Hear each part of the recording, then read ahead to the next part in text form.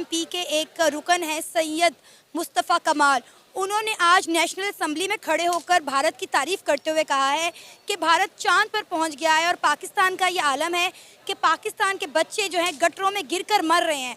उन्होंने कहा कि हमारी जो यूनिवर्सिटीज़ हैं वो बेरोजगार नौजवान पैदा किए जा रहे हैं। और अब हो ये रहा है कि पाकिस्तान जो है वो किसी हद तक झुक रहा है इंडिया की तरफ, उनको कह रहा है यार हमें चांस दो, हम आपसे ट्रेड करना चाहते हैं, लेकिन इंडिया आगे से मुंह लगाने को तैयार नहीं है। वो दे आर नॉट इंटरेस्टेड, क्योंकि पाकिस्तान छोटा सा मुल्क है उनके सामने।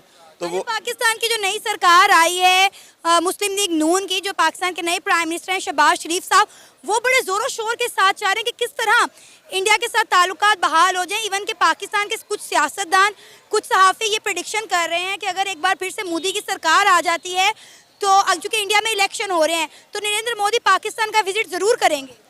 नमस्कार दोस्तों, डिजिटल एलिमेंट्स इंडिया में आप सभी का स्वागत है। दोस्तों, पाकिस्तान की अभी इंटरनेशनल बेइज्जती हुई है, सभी देशों में थू थू हो गई है, क्योंकि दोस्तों पाकिस्तान की संसद में सैयद मुस्तफ़ा जी ने कहा कि भारत आज चांद पर पहुंच गया है और आज हमारे बच्चे गटरों में मर रहे हैं। क्योंकि दोस्तों कराची की सड़कों को देखा जाए तो सड़कों पर ही गड्ढे हैं और जिनको ढकने के लिए ढक्कन भी नहीं है। वहीं पर हमने चीन के साथ भी लगकर देख लिया, 7.5 किलो का डब्बा भेजा पर हमें वहाँ भी आटा नहीं मिला। हमारे देश में इतनी बेरोजगारी हो गई है, इतनी गरीबी हो गई है, लोग भूखे मर रहे हैं, आटा नहीं है, पानी नहीं है, बिजली नहीं है, कुछ नहीं है। वहीं पर भारत को देख लिया जाए, वो ये भी कहते हैं कि भारत की मैं तारीफ नहीं कर रहा हूँ। आप खुद ही देख लें, जब से भारत और पाकिस्तान दोनों साथ ही थे, एक जैसे देश थे, एक साथ डेवलप करना स्टार्ट किया था, पर आज भारत कहाँ चला गया है। भारत के मुंबई में बिलियनर लोग रहते हैं और आप किसी भी शहर को देख ले, भारत में कितनी ज़्यादा डेवलपमेंट है। और वहीं पर पाकिस्तान में देख ले तो खाने के लिए आटा नहीं है, बिजली नहीं है, लोग एक दूसरे को मारने के लिए तैयार हो गए हैं, क्योंकि दोस्तों रोज़गार नाम की कोई चीज़ नहीं है। वहीं पर कश्मीर में प्रोटेस्ट भी आप देख ही सकते हैं, आटे और बिजली के लिए कितना बड़ा प्रोटेस्ट हुआ है। दोस्तों देखते हैं पाकिस्तान के लोगों का इस बयान पर, इस बयान में जो उन्होंने बोला, इस पर क्या कहना है। पाकिस्तान के लोगों का जो कहना है वो भी देखिए और अपनी कमेंट जरूर कीजिएगा, अपनी राय। तो करते हैं वीडियो स्टार्ट। और अगर हम बात करें इंडिया की, तो इंडिया के जो नौजवान हैं 25 टॉप ग्लोबल कंपनीज के सीईओज हैं, क्या कहना चाहेंगे उनके इस बयान पर। जब आम आदमी इंडिया की तारीफ करता है तो हमारी सरकार से हजम नहीं होती, हमारी हुकूमत से डाइजेस्ट नहीं होती, लेकिन पार्लियामेंट हो या फिर कौमी असम्बली हो, उसके अंदर खड़े हो के हमारे सियासतदान इस कदर मजबूर हो चुके हैं कि इंडिया के गुण गाए बगैर उनसे रहा नहीं जा रहा। देखिए, सबसे पहले तो आपका बहुत शुक्रिया, आपने मुझे इस मौजू पे बात करने का मौका दिया। और जहाँ तक मुस्तफ़ा कमाल ने जो बात की है, उस बात के हवाले से पहले बात कर लेते हैं कि उनकी बात बहुत हद तक सही है।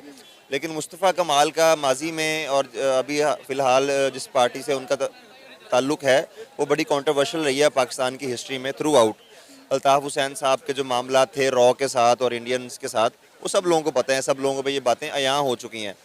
तो ये समझना होगा कि उन्होंने किस बैकड्रॉप में, उनका नज़रिया है, उनके पीछे सोच क्या थी ये बात करने की। आया वो वाकया ही इंडिया का को प्रेज़ कर रहे थे, कंपैरिजन कर रहे थे, या जिस तरह से पहले 2007-8 में अल्ताफ़ हुसैन साहब जो हैं वो लाइव टीवी पे पाकिस्तान मुर्दाबाद और इंडिया के नारे लगवाते थे, अपनी कारकुनान को बुला के, उनमें ख़वातीन भी होती थी और सारे लोग होते थे। मुस्तफ़ा कमाल साहब भी उनमें वन ऑफ देम थे, जो पेश उनके सरकर्दा लोग हैं उनमें से थे मुस्तफ़ा कमाल साहब।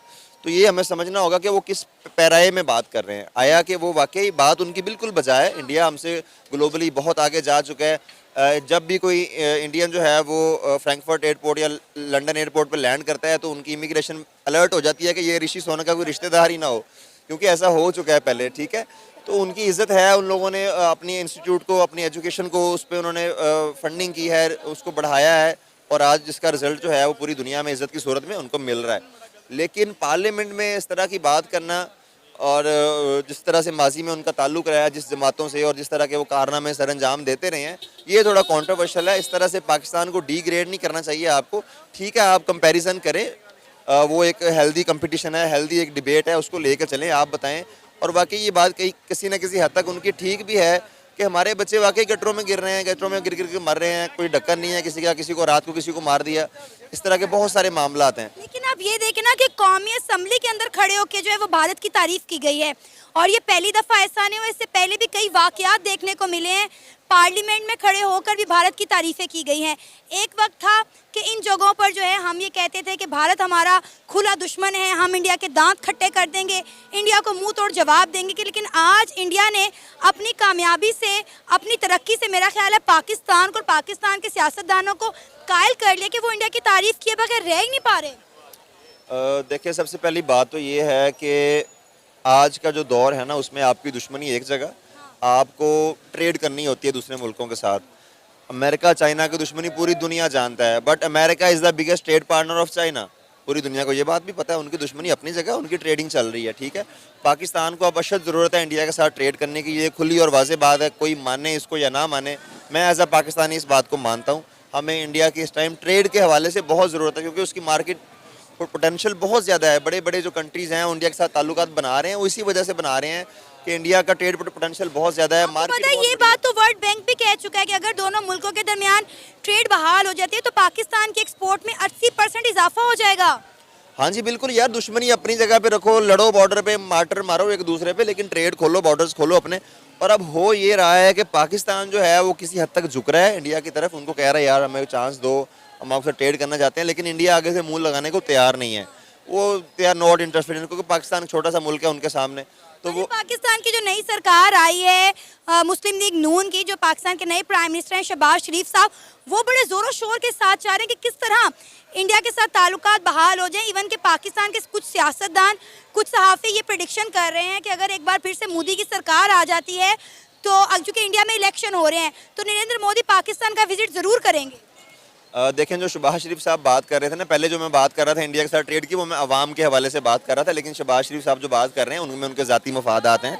उनकी बहुत सारी फैक्ट्रीज़ हैं, इंडिया से बहुत सारा सामान मंगवाते हैं वो, अफगानिस्तान के थ्रू या किसी और मुल्कों के थ्रू, इंडिया से डायरेक्ट नहीं मंगवाते। तो उनके अपने मफादात हैं हमारे सियासतदानों के, वो इसलिए चाहते हैं कि ट्रेड। QMP के एक रुकन है सैयद मुस्तफ़ा कमाल, उन्होंने आज नेशनल असेंबली में खड़े होकर भारत की तारीफ करते हुए कहा है कि भारत चांद पर पहुंच गया है और पाकिस्तान का ये आलम है कि पाकिस्तान के बच्चे जो हैं गटरों में गिरकर मर रहे हैं।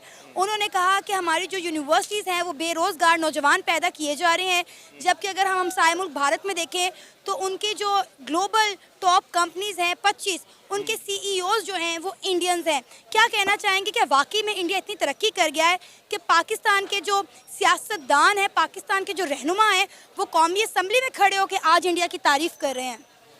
जी बेसिकली जो जहाँ तक इंडिया की बात है तो ऑफ कोर्स इंडिया और पाकिस्तान में मेन फ़र्क क्या है जो हमें पाकिस्तान को आज ये मजबूर कर रहा है कि हमारा एक सियासी रहनुमा वहाँ पे बैठ के असम्बली में बैठ के बात कर रहा है, और ये बात किसी तरीके से सच भी है किसी हद तक। उसकी मेन वजह यह है कि एटलीस्ट इंडिया में जो भी है एक पॉलिटिकल स्टेबिलिटी है, तो पॉलिटिकल स्टेबिलिटी किसी भी मुल्क के लिए बहुत ज़्यादा इम्पोर्टेंट होती है। तो जब उनकी इतनी ज़्यादा अच्छी बेस होगी और वहाँ पे एक सिस्टम होगा तो ऑब्वियस ही बात है इंडिया हो चाहे कोई भी मुल्क हो वो अपना तरक्की खुद करेगा। और इंडिया के अंदर जो टैलेंट पाया जाता है ऑफ कोर्स IT की इंडस्ट्री उसकी आप देखें बात करें तो IT के अंदर उनके प्रोडक्ट्स की सबसे ज़्यादा एक्सपोर्ट है और वहाँ पे प्रॉपर इंस्टीट्यूट्स हैं। यहाँ पे पाकिस्तान के अंदर भी काफ़ी ज़्यादा काम किया गया इस बारे में, बट यहाँ पे मसला सबसे ज़्यादा ये है कि यहाँ पे कंसिस्टेंसी नहीं पाई जाती। जहाँ पे कंसिस्टेंसी नहीं ना होती, अब यहाँ पे एक गवर्नमेंट का प्रोजेक्ट शुरू होता है, वो 4 साल चलता है, नई गवर्नमेंट आती है, वो वही अपना टेन्योर पूरा नहीं करती और बेसिकली सारी चीज़ें at the end of the day government के साथ ही इंटरलिंक्ड हो जाती हैं। बट ये सारी चीज़ें हो जानी चाहिए प्राइवेट सेक्टर के अंदर ताकि पाकिस्तान के अंदर भी एक स्टेबिलिटी आए, चाहे कोई भी गवर्नमेंट हो, कैसे भी हो। लोकलाइजेशन जब तक नहीं होगी, जब तक लाहौर के अंदर लाहौर की मैनेजमेंट नहीं होगी और वो यहाँ के बच्चे जो हैं उनको यहाँ पे प्लेटफॉर्म नहीं मिलेगा तो कुछ हो नहीं सकता। अच्छा, एजुकेशन को बेहतर करना बहुत ज़रूरी है। मुझे लगता है कि बुनियादी जो मसला है वो है एजुकेशन का निज़ाम।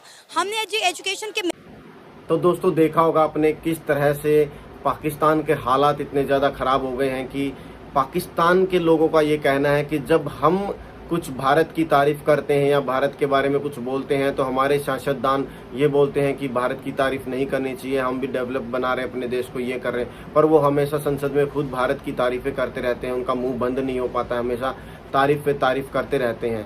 वहीं पर भारत की टेक्नोलॉजी, डेवलपमेंट, इकोनॉमी, सब चीज़ों को देख लिया जाए तो भारत बहुत आगे निकल चुका है और पाकिस्तान बहुत पीछे रह गया है।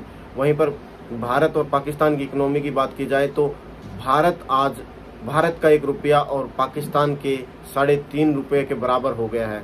दोस्तों मिलते हैं नेक्स्ट एक और अच्छी न्यूज़ के साथ, तब तक के लिए जय हिंद, वंदे मातरम।